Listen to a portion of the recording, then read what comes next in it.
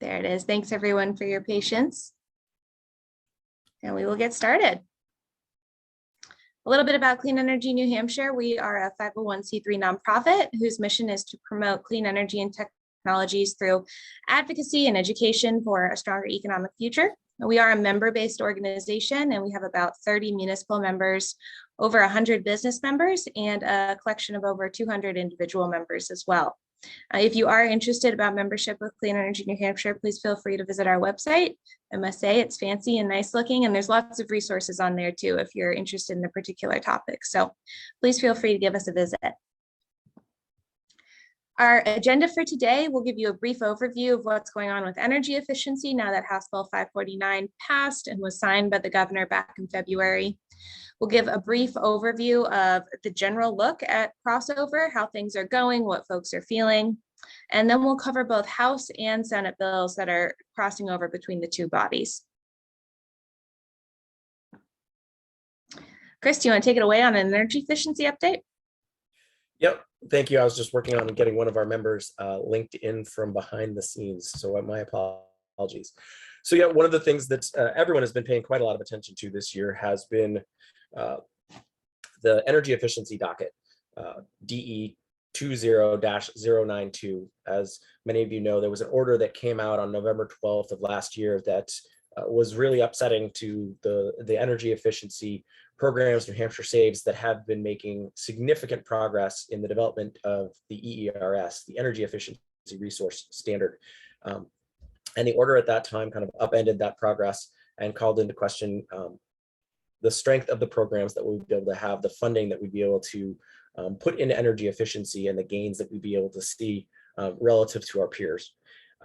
Fortunately, a coalition came together and had HB 549 first proposed by Representative Vose in the House, and then he worked with Senator Waters in the Senate, and that was signed by the governor in February. There was a significant signing ceremony with a lot of the different partners, businesses, and nonprofits that had helped support that bill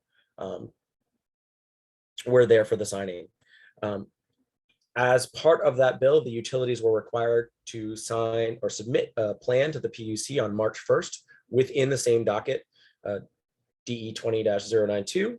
And the filings were kind of an abbreviated version of what had been submitted originally as part of this docket, in part because we have a shorter term. The original energy efficiency plan was meant to be 3 years, 2021, 2022, and 2023. Now we've only got about half of 2022 left and all of 2023. So the plan is forward looking for a shorter period of time, and it has a smaller pool of funds as a result of HB 549. However, it does restore portions of the funding that were cut. So we can look at the home energy assistance program going up to 15,000. But we did lose some of the more innovative elements. There's an energy storage and demand response project that will not be part of the new energy efficiency plan. There was also an aerial mapping program that had been proposed. In the prior plan, the utilities were really looking to go beyond lighting now that that market has matured, and look for new opportunities to save kilowatts and save kilowatt hours. So saving demand and saving load. But because of the funding level, they've had to kind of recalibrate. The PUC process is ongoing at this moment. The plan was submitted by the utilities on March 1st. There was a round of discovery where parties were asking questions to clarify what was in the plan. And then we had a tech session just this week on Tuesday. Again, almost all of the parties there were very supportive of what the utilities have proffered in their March 1 plan, and the questions that were there were just to kind of elaborate and make sure that we understood what was in it. There will be some rebuttal testimony, not rebuttal testimony, but testimony that will be largely in support of what the utilities have provided. That's due very shortly, I think in the next 2 weeks. And the PUC actually has to approve the plan or issue an order on it by May 1st. We're hopeful that this will approve the plan nearly as written, and therefore provide stability to the market, and then allow all of the parties to begin planning for the next triennial plan, which will be for 2024 through 2026.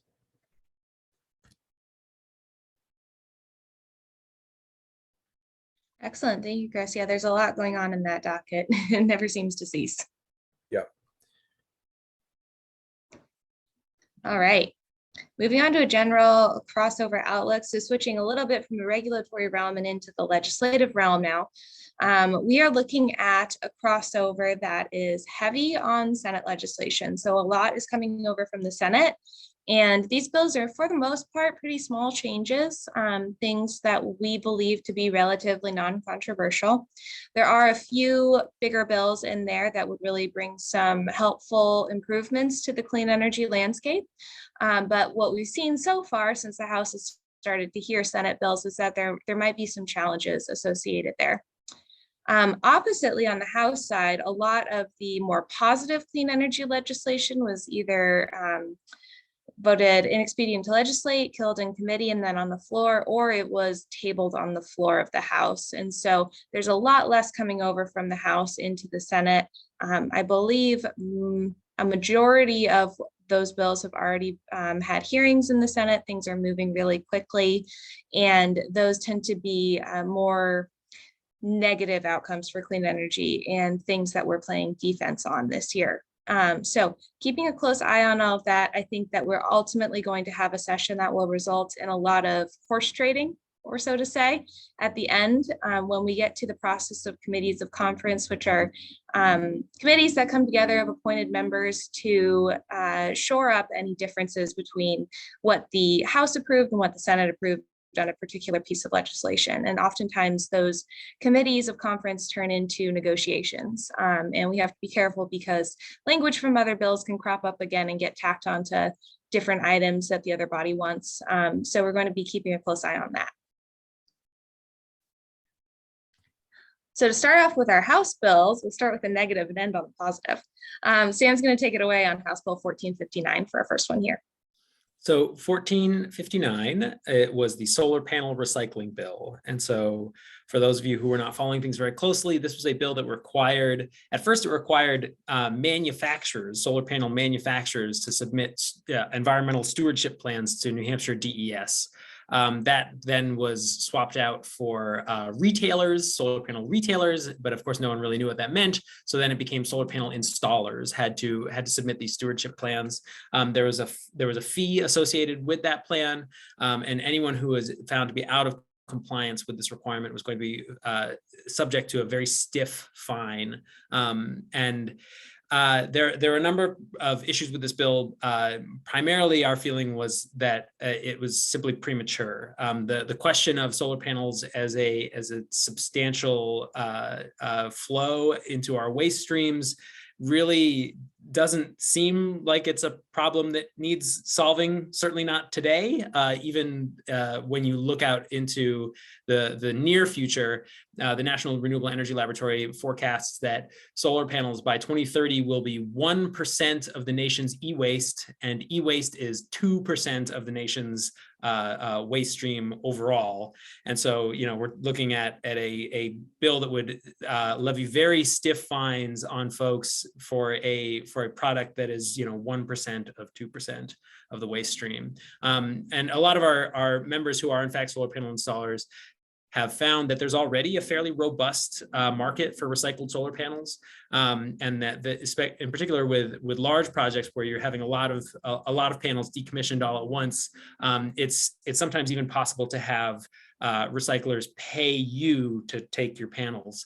And so, the question of what to do about solar panel e-waste is a good one, and I think it's one that we should be thinking proactively about. But this did not seem like the solution. It seemed like a very punitive measure. It was sent over to the Senate, and it received a pretty skeptical reception, including the Department of Environmental Services testified in opposition, catching the sponsors by surprise.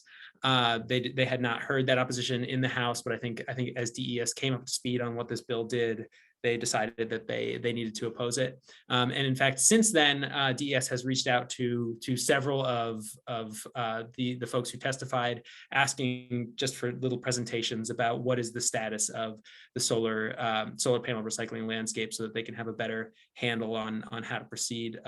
Because there actually is another bill that is tasking tasking the state government with coming up with an overarching strategy for management of solid waste. So that bill has yet to be exec. We don't have a recommendation from the committee yet, but we expect that it will not get a favorable recommendation from the Senate.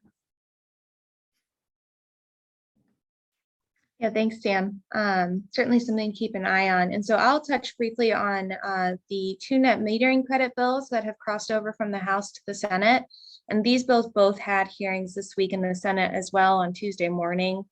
And the first one of those is House Bill 1629. And this is the more severe of the 2 bills, which would reduce the net metering credit to what is essentially a wholesale rate. And so this would be a drastic reduction, I believe, somewhere in the ballpark of 80% reduction. And the prevailing argument on this bill right now is that the Public Utilities Commission, Department of Energy are working on a study regarding the value of distributed energy resources. And this study was a result of the 2016 net metering docket and the orders that have come out of there. And there was a methodology established for the study, agreed to upon by the stakeholders in that docket. And the Department of Energy retained a consultant who's carrying out this work, and the report on the value of distributed energy resources is due later this spring, very soon. We're hopeful sometime in late May, or perhaps early June at the latest. And this would certainly be helpful in identifying any possible changes to the net metering credit that may need to occur, and might clear up some confusion regarding accusations of cost shifting that may be going on, to which we don't particularly, I think, will come out of that study, but we're anxiously awaiting in that. And so I believe House Bill 629 has a relatively good chance of not making it through the Senate. There seems to be a strong favor for waiting for that study and examining the issue a little bit more deeply. Similarly, we have House Bill 1599, which is the less severe of the 2 bills. This bill would remove the cost of compliance with the renewable portfolio standard from the net metering credit. And this would only apply to new projects over 1 megawatt. And so really this is talking about the folks that were enabled under last year's House Bill 315, that expansion of net metering between 1 and 5 megawatts, and anyone else who comes down the pipeline in that. And there seems to be a little bit more interest in passing this bill. I know some advocates have said it's, an issue of rough justice, and because these projects are selling renewable energy credits, they really shouldn't be getting a credit for the cost of compliance with the renewable portfolio standard. But in the same discussion, we'd like to see if there's, a credit being removed, that we add in a credit for something else. And that seems to be the answer for avoided transmission, and a credit for that. So this bill may be amended, and this is certainly one to keep an eye on as we get closer to committee of conference. This language might crop up again, and so we'll be sure to keep a close eye on that. Our next bill here is a retained bill from 2021, and that's House Bill 614. And 614 is another renewable portfolio standard bill. This would exempt municipalities in the state of New Hampshire from compliance with this. And so that would mean they wouldn't have to pay their monthly electric bill. This bill had been worked on quite a lot in the House. I believe it had something like 11 subcommittee meetings in House Ways and Means in its second committee. And it had a hearing in Senate Energy and Natural Resources already this year. And there seems to be some serious concerns with the implementation of exempting municipalities in the state of New Hampshire, because it would be extremely difficult for the utilities to administer. Liberty in particular testified that this would create something like 49 new rate classes, and that they would have to go through customer by customer to identify exactly who qualifies as a municipal account that would be able to be exempted. Another complication of this bill is that it would allow a municipality, either through the council, the city council, or through town meeting and something on the of a warrant article, to opt in to paying the cost of compliance with the renewable portfolio standard. And this gets a little bit messy because when folks go to the Renewable Energy Fund and apply for grant funding and rebates, there's not a a certain element of clarity in House Bill 614 that would either allow municipalities to not pay and then be able to apply for grants still, or if they would be not allowed to do that if they weren't paying into the Renewable Energy Fund through the cost of compliance with the Renewable Portfolio Standard. So this bill has some unintended consequences that we're pretty concerned about. I hope it doesn't have a lot of legs to get moving in the Senate committee. We do not have a recommendation on this bill yet either. And I wouldn't expect one until later this month or perhaps into May when we start getting closer to deadlines for the Senate to act. All right. So All right. I will pass it to Chris. All right, thank you, Kelly. So a very timely bill. There's been a lot of interest at the Public Utilities Commission, where I spend most of my time on electric vehicles. But there were a couple bills that related to their impact on highway funding.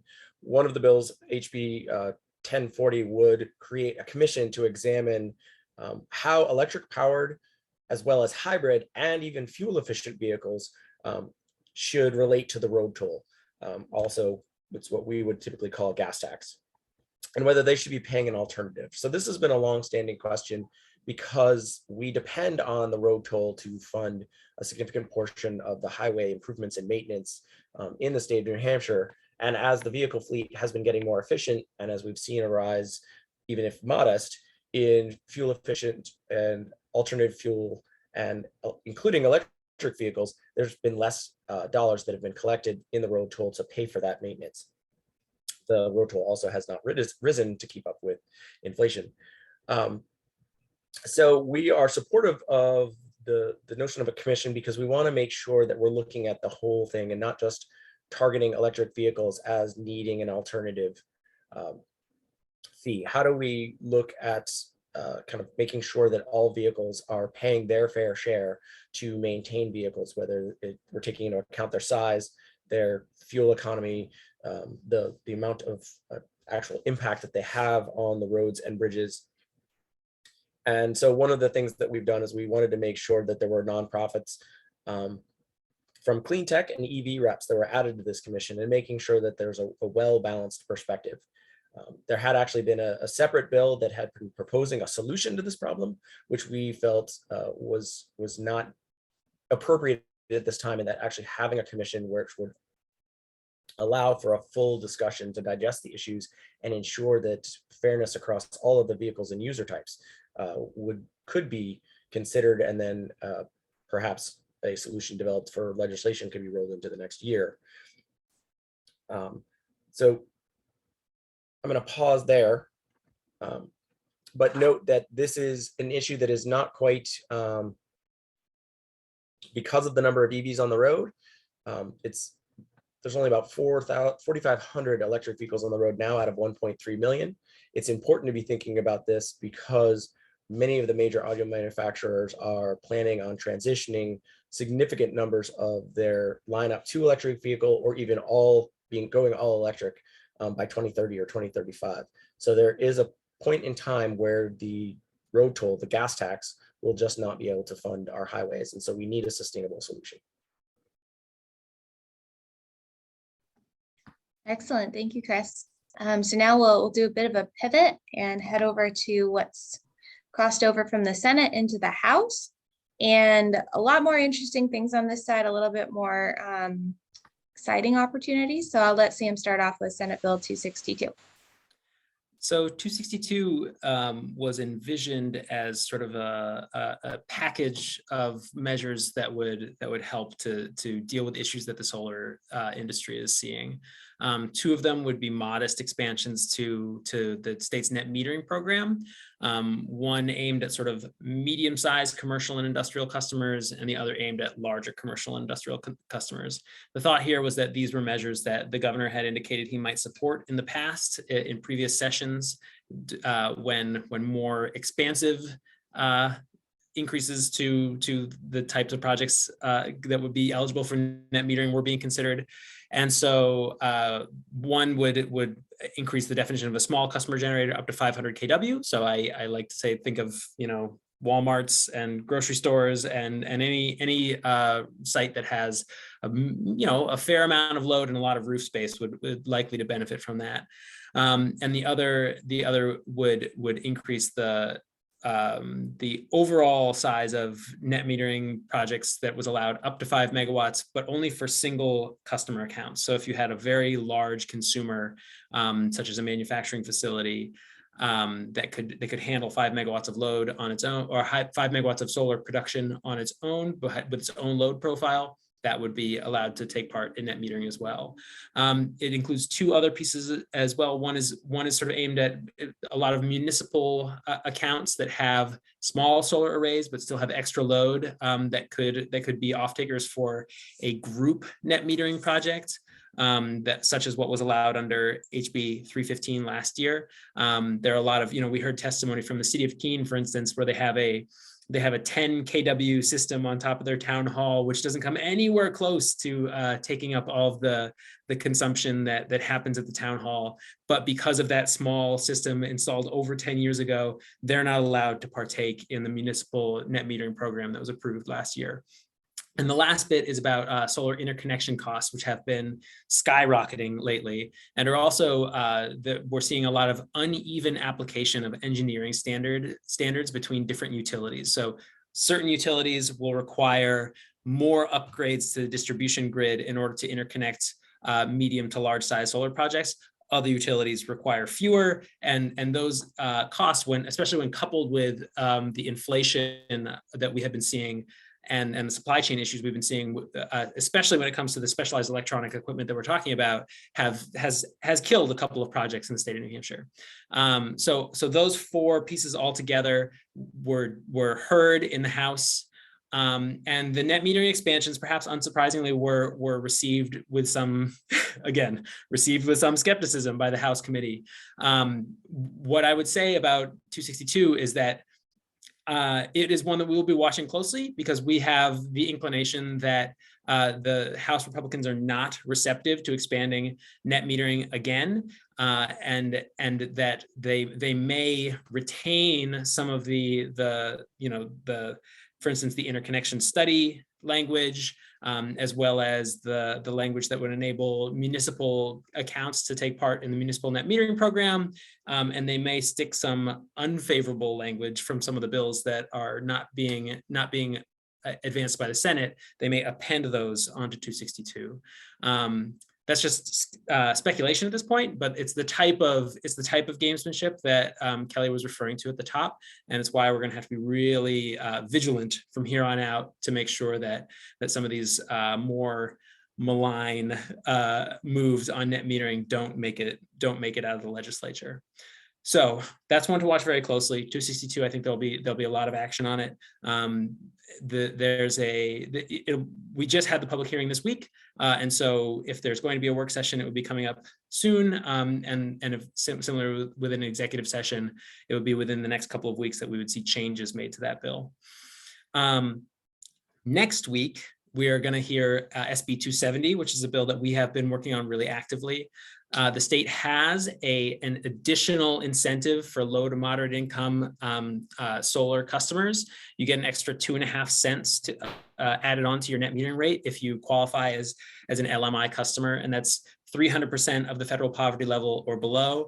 And what we have seen is that there have not been really almost any takers on this LMI adder. And the problem is just that this is a really difficult set of customers to acquire. It's if you are looking to put together a project that, a community solar project, for instance, in which all your off-takers are low to moderate income folks, you have to know who is income qualified. You have to verify every year that they're income qualified in order for them to continue to qualify for the adder. And it's just been really difficult to develop these projects. And that was what we heard in response to a request for information that the utilities carried out when they were finding that no one was taking this program up.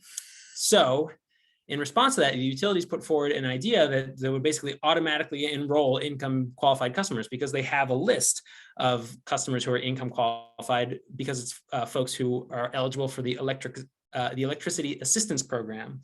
And so the thought was, why not just automatically enroll those folks and let them become off-takers automatically for community solar projects? The utilities proposed that as a pilot, but then also simultaneously asked to be not required to implement the pilot. And the PUC actually just last week granted permission to delay that pilot even further. And so this 270 simply takes the idea that the utilities had and says, please implement that. We have heard that there might be some interest. Certainly we've been meeting with the utilities to change little pieces of the language, making it so it's the Department of Energy that would administer the program. We've made it so the Department of Energy has leeway as to how they would design the system for customers to take part. Initially, it had been imagined as a lottery, which is what the state of Connecticut does for a similar program. But the way it's written right now, you could have some other arrangement. For instance, the Department of Energy could say, folks could sign up and there could be like a waiting list, basically anything that the department deemed to be a good way to sign customers up. So that will be heard next week. It's a priority bill for us. If folks wanted to make their voices heard, we'd certainly appreciate your testimony on it. Whew. Yeah, it's a lot of information to get through. Yeah, it's been a busy year. So I'll jump into our next bill, which is Senate Bill 259, which resolves some ambiguity from the passage of House Bill 315 back in the summer of 2021. And that expanded municipal net metering in between 1 and 5 megawatts in the group net metering realm, as long as all of those participants are political subdivisions of the state. And so the ambiguity came around when the Department of Energy was looking at these plans that were getting submitted, and folks were thinking about submitting plans and trying to figure out exactly what political subdivision means. In Senate Bill 259, which is coming from Senator Avard, provides a clear definition to that and adds to it just a little. And so that would now include the state of New Hampshire, housing authorities, Peace Development Authority, and as well as quasi public entities. And that's a funny word. That seems to be the issue right now in the House, is that isn't defined anywhere in statute right now. And so we would either need to define what exactly a quasi public entity is, but the intention here was to include a separate bill within Senate Bill 259 via this amendment. And that bill was Senate Bill 370, which was from Senator Rebecca Perkins Quokka. And that sought to clarify the definition of a political subdivision of the state by adding in the university system of New Hampshire, as well as the community college system of New Hampshire. And so that's really what we're getting at in terms of quasi-public entity. And so there is some discussion in committee about exactly how they're going to handle that. It is unclear to me if this bill will be met favorably at this time. There seemed to be a little pushback from the committee in terms of, you know, it's some small increase to net metering. We disagree with that. Really, we see this more as a clarification bill, one that reduces ambiguity going forward, and municipalities and political subdivisions being able to utilize this very small expansion that was so strongly supported in a bipartisan manner. So we're keeping an eye on that, figuring out a definition of quasi-public entity that works for everybody. But next week, we are attending a hearing for another exciting bill, which is Senate Bill 321. And this bill is really the idea of Cliff Bulow. And he has been championing this limited electric energy producers reform for a while now. There was a study committee last fall that examined these issues. And this bill is a bit of a result of that study committee. And what the bill would do is it would establish a pilot program that would need to be approved at the PUC to expand intrastate or in-state generation between 1 and 5 megawatts of distributed energy resources. And so what's important to remember is these projects wouldn't be net metering. They wouldn't be participating in wholesale markets. They would be just sticking within that local distribution grid and saving money on transmission costs. And so that's really the big push in these pilot programs, is how can we reduce the cost of transmission, keep our energy local, and improve our resources in terms of those distributed clean energy sources in the state. And so that pilot would likely take place in Cliff's community, He's really expert here. And so Lebanon, Liberty Utilities, and possibly the Community Power Coalition of New Hampshire. We're not sure yet, but that has been a bit of the discussion in committee. And so we're hopeful that this pilot program is seen as an opportunity to explore the expansion of this market in a manner that's approved at the PUC, that's reasonable, and will ensure that everything is done in a manner that suits the regulatory environment. There has been some pushback from Eversource in particular about the mechanics of, is this allowable under FERC or not? There seems to be some disagreement between the advocates of this bill and that utility in particular. And so those issues could really be worked out at the Public Utilities Commission over time. So we're excited to support that. That has a hearing next Tuesday. Of course, if you'd like to support that, submit testimony, send an email, that would be excellent. And so I see we have a couple of questions here, actually. And Sam is getting I'm trying to field some in the chat. Okay, good. I don't want to leave anyone hanging here. Please do feel free to ask questions, and there are 3 of us, and we can, while one is talking, the others can be answering questions. Definitely. And so Emily had an interesting question, actually. Could quasi-public entity include community power programs? That's something that hasn't been brought up yet, which is fascinating. I don't really think that's the intention at the moment, but that brings to light. It perfectly illustrates the question here because as they are in fact government entities, and I think I would hazard the guess that some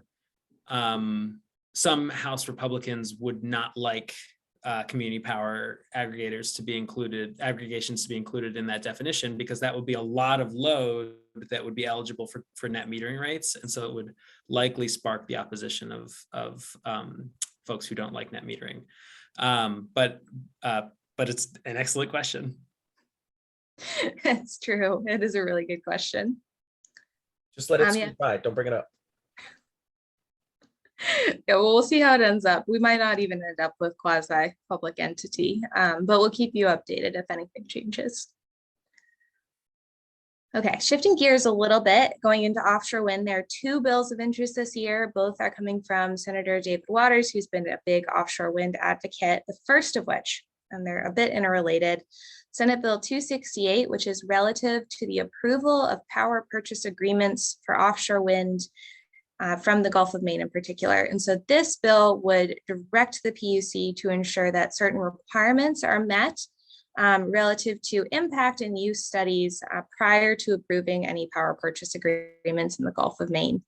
And this bill also creates a mechanism in which to collect and distribute funds that are required for any sort of mitigation efforts or negative impacts that occur as a result of offshore wind out in the Gulf. So this bill also has a hearing next week in the House, and I don't expect it to be particularly controversial. I know this approach to offshore wind has been discussed heavily at the Offshore Wind Commission, and I know the governor has been involved in some of these discussions as well. So we're looking forward to that conversation.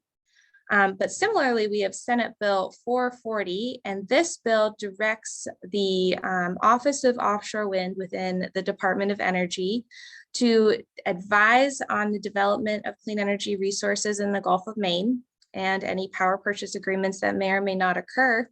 And it also requires the department to submit a report relative to that information by 2024. So these bills are really just kind of setting up the process for getting offshore wind off the ground. And the timeline for offshore wind is pretty long. I know 2024 seems to be the date by which there's some anticipation about potential notification of lease opportunities from BOEM. And so we also have a meeting coming up in May 19th, I believe, of BOEM and the Regional Task Force for the Gulf of Maine. So we'll be participating in that as well. Just to put a little more texture on that, I have heard that BOEM is working very hard to fast track a lease sale in the Gulf of Maine, which that 2024 date is much sooner than I had been expecting as of last summer. Typically, it's taken much longer to drop these lease areas. So just so folks are aware, Biden administration is trying very hard to get these projects going. Certainly, yeah, it's really exciting to see that happen. Okay, Chris, do you want to take it away with EV related? Yes. Um, sorry, trying to find my voice. So there's two bills that relate in this from the Senate, again, with electric vehicles. Just to give a little bit of context, a lot of the time and attention over the past few years has been paid to the electric sector and then the building sector. But it's actually the transportation sector in New Hampshire that represents the majority of the greenhouse gas emissions going into the atmosphere, and a significant amount of the energy that is consumed in the state. And it's a value that has not changed significantly since about 2010. It dipped a little bit after the recession, and then it's been rising as the fuel economy improvements in vehicles have kind of kept pace with population changes. So with the advances in electric vehicles coming down in price, and with the market changing with the major auto manufacturers, like racing to keep up with Tesla and also just take advantage of increasing consumer interest, there are a lot of change that we're going to see in the future. And with the Biden administration and the bipartisan infrastructure law, there's more dollars that are going to be coming into this sector that's going to help the transportation sector not only save energy, because electric vehicles are about 4 times more efficient than an internal combustion engine, but it's also going to be bringing electric vehicles into the electric sector. And so we're going to be seeing two sectors join together. And so there's a lot of opportunities for savings, but there's a need for transformation in how we manage energy and use energy. So one of the bills, Senate Bill 447, would establish an electric vehicle and infrastructure fund that we administer by DOT. And so it would authorize the commissioner of DOT to take money into a non-lapsing fund. And this could be used for 2 different things. The first would be used for infrastructure. And this infrastructure could be projects that support state electrical vehicle investments. So whether it's DOT vehicles, Department of Environmental Service vehicles, or other agencies, it would be allowing us to charge up a public fleet as it transitions from gas and diesel to electric. But then it can also be used for developing out an infrastructure or electric vehicle infrastructure corridor. We are a tourist destination for folks coming from Canada, as well as those coming from southern New England and other destinations, and being prepared to accept those visitors that are driving new EVs is going to be imperative to make sure that they're either able to come into the state and charge while they're here, or even just charge while they're coming through the state onto another destination. And making sure that we've got an electric vehicle corridor along 93, 89, the brief period in 95 that they spend in the state, making sure that those are all built out will require some dollars. And so this fund would allow the commissioner to take monies from the federal government, as well as from other even private donations, and put it into a non-lapsing fund. Those dollars could also be used for supporting electric vehicle investments, so directly for the state to purchase electric vehicles.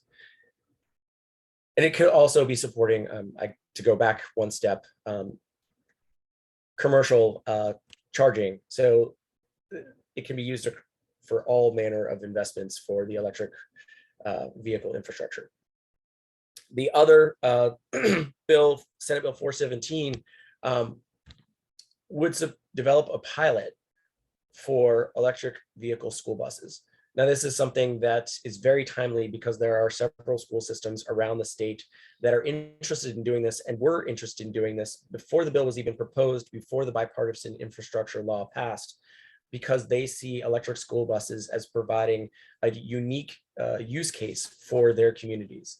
Electric school buses are not only cleaner and therefore provide a better environment and public health for students and their families that are around these vehicles, but they also could potentially provide a grid asset by allowing the vehicles to discharge from their batteries and feed the grid during times of high demand, and maybe even receive income.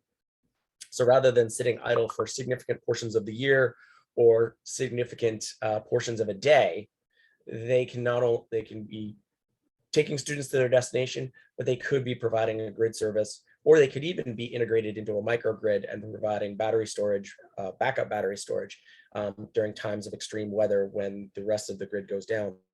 And there are significant issues that arise from this because, or complexity with these pilots, because very often the school system, the bus company, and the utilities all have different interests that they're trying to align and trying to work together so that the school system doesn't always own the buses. And sometimes the school system may have depots that are in different utility territories. So there's a lot of complexity that needs to be managed. And so what this pilot would do is allow funding to be set aside, some from the VW fund and possibly from other funds that would allow for projects to be set up around the state in very short order so that utilities, school systems, and the bus companies themselves can begin to learn from these projects. Right now, there's a lot of concern about the first cost of the buses. Are they too expensive to buy, own, and operate? Will they work in a northern climate? How do you integrate them into a utility territory to make sure that we're able to charge them up in sufficient time so that they can keep doing their runs? And so we are working with the city of Nashua, or not the city of Nashua, but the Nashua Regional Planning Commission. Recently, I've just been introduced into a community in the Sandwich area. And then there's also the Oyster River Cooperative School District that are all interested in these. What's unique is that they have different models of that would work for the pilots because they represent different densities of population. They represent different utilities that would be involved, but they also represent different ownerships for the school buses. The Oyster River Cooperative School District, for instance, actually owns and operates its own bus fleet, while Nashua contracts with First Student. I tend to get a little bit into the details, so I'm going to stop there. But if anyone has any questions, I'm more than happy to discuss after. Great, thank you, Chris. Speaking of questions, we can now open the floor to any and all of your questions. We're here to be a resource for you. So if there's something we didn't cover, please feel free to ask a question about that or about any of the bills that we've covered today. There's one in the Q&A that I have held off on answering because I believe I want to answer it in tandem with you, Kelly, which is that do we have any details on the May 19th BOEM meeting? And I think the answer to that is no, that the meetings have, that information has not been posted publicly yet. We have just had, interested parties sharing the fact that a meeting is in the works with us. Yes, that is correct. And I believe BOEM is still in the virtual mode. And so the meeting will be held virtually. I have also heard that there is going to be some sort of effort to gather folks at the University of New Hampshire for New Hampshire stakeholders to be able to participate in one room if anyone is so inclined. So a couple variety of things. Those are all the details we know as of yet. But please do. So I believe you can ask to be unmuted. Is that how this works? And we can unmute you. Or of course you can pop your questions into the chat if you prefer to remain not anonymous, but silent.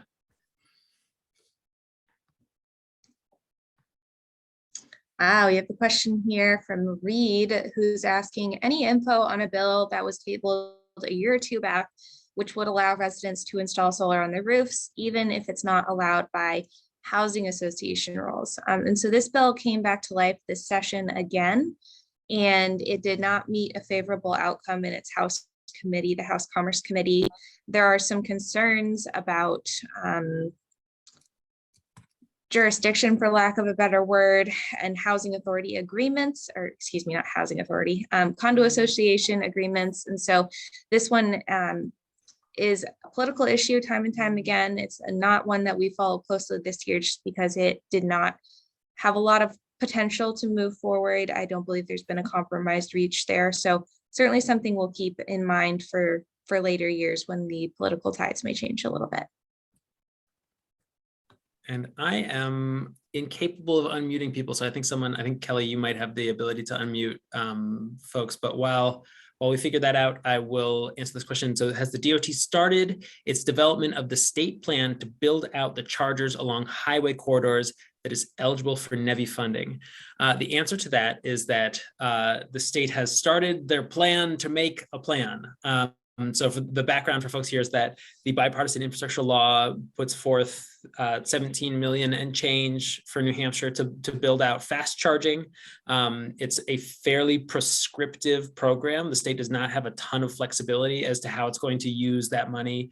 They have to build 450 kW chargers all in the same place every 50 miles along all of the state's EV corridors. And if you can find a map of the state's EV corridors online, it's essentially most of the major roads that you would imagine for the state of New Hampshire. So, 93, 101, 89, Route 2 in the North Country, there's a handful of others.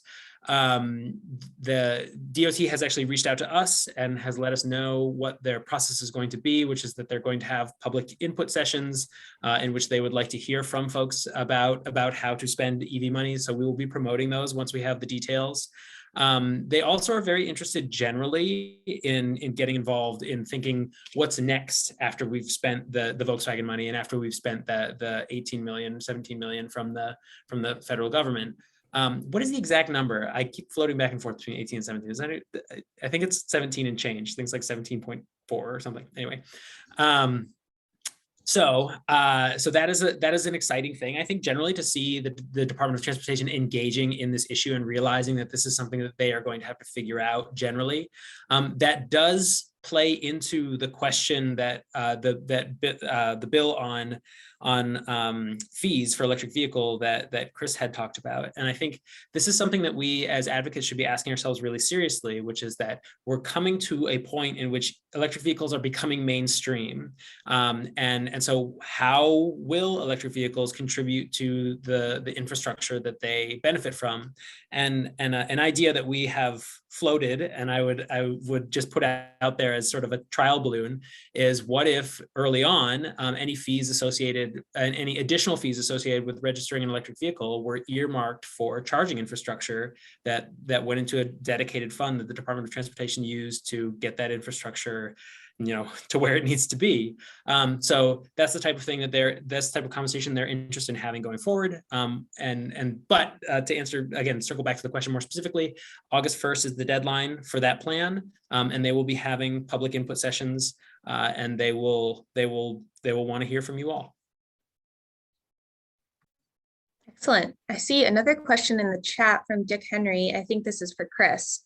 What is the status of the Make Ready component funding in the Eversource docket at the PUC? I believe that's 21078. Yes. So there's I've kind of been talking about this a little bit all day. So one of the challenges that New Hampshire has is that there is no legislation that would guide electrification of the vehicle fleet or even possibly the buildings themselves. And as I kind of talked about, what we're seeing is that the transportation sector is joining with the electric sector and that the building sector is also beginning to go in that direction. We're definitely seeing in other states where there's a big push for heat pumps to be getting off of delivered fuels and to be getting the efficiency gains that come with air source heat pumps and ground source heat pumps, whether for water heating or air heating.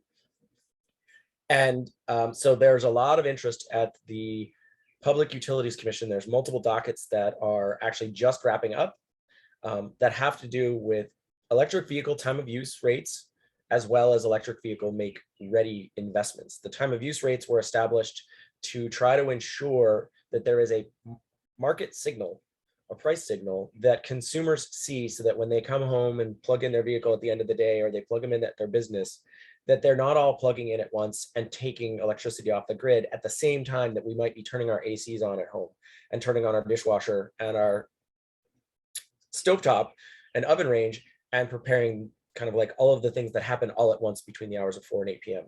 But instead, there's a price signal that would direct them to charge with the hours of 12 a.m.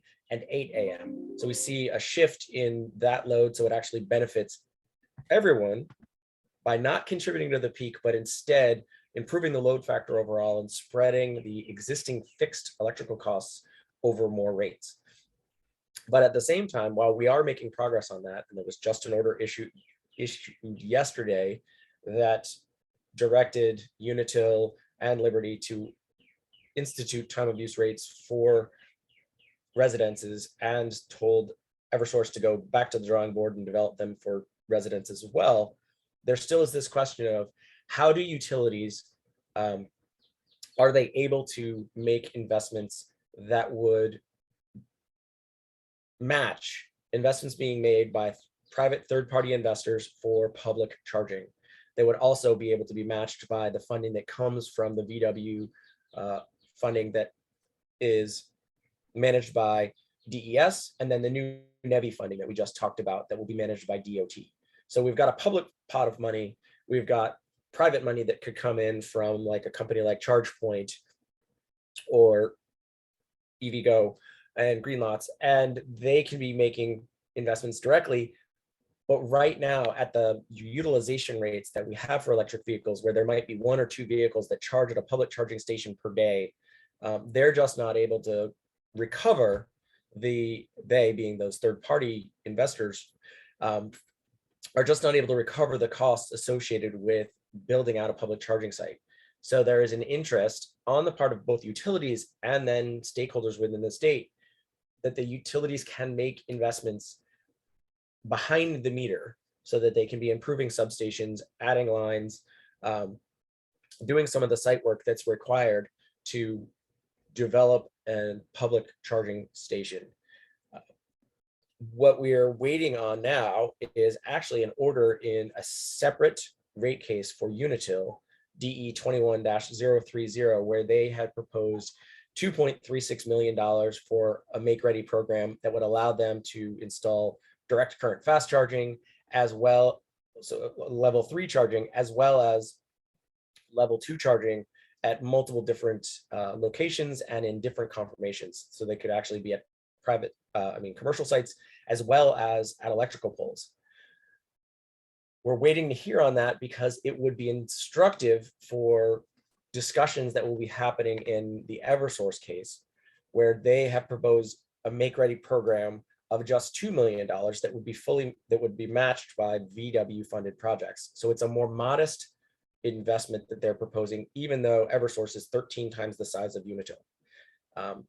If we were to get a approval in a soon to be released order, fingers crossed, that approves the $2.36 million within the Unitil territory, that would be instructive for parties and for including Department of Energy and Eversource and Clean Energy New Hampshire to say, is the amount of money that Eversource has proposed, $2 million, simply too small, given the extent and reach of the state that need to be investing in rural areas and in areas that are closer into the corridors to ensure that visitors and residents alike can benefit from electric vehicles as they become more and more cost effective and more available. I mean, they're already nearing parity with internal combustion engines. We need to make sure that not just those out-of-staters are using them or can access the charging, but we need to be making sure that local residents that can't charge at home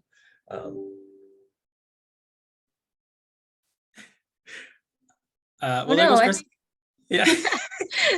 have a problem. I'll quickly jump on the two Emily Mann's questions here. They are also working on what is called demand charge alternatives. Currently, the proposal that the Department of Energy supports, and which there's a settlement from a number of the parties in that docket, would cut the demand charges by 50%. We have not signed on to that settlement because what we have heard from our business members is that is not sufficient to create a business case for fast charging in New Hampshire. And so we have held out from that deal and are hoping that the PUC, hoping to persuade the PUC that settlement is not actually sufficient.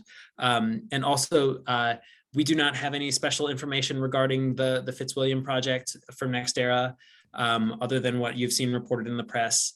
I can give you a contact at NextEra and you can ask that question directly, but we don't have any special information. Yep, and I'll just touch briefly on a question from Anonymous. Has there been recent legislation directly approaching impacting community power? No, not in particular. There is a small bill, Senate Bill 265, which would change some of the opt-in, opt-out procedures to make it easier for counties. But that is, am I missing one, Sam? No, I was just gonna say rulemaking. So community power rulemaking is underway. That is not a legislative issue, but it will go to a legislative committee. It'll go to the Joint Legislative Committee on Rulemaking, about rulemaking, JLCAR.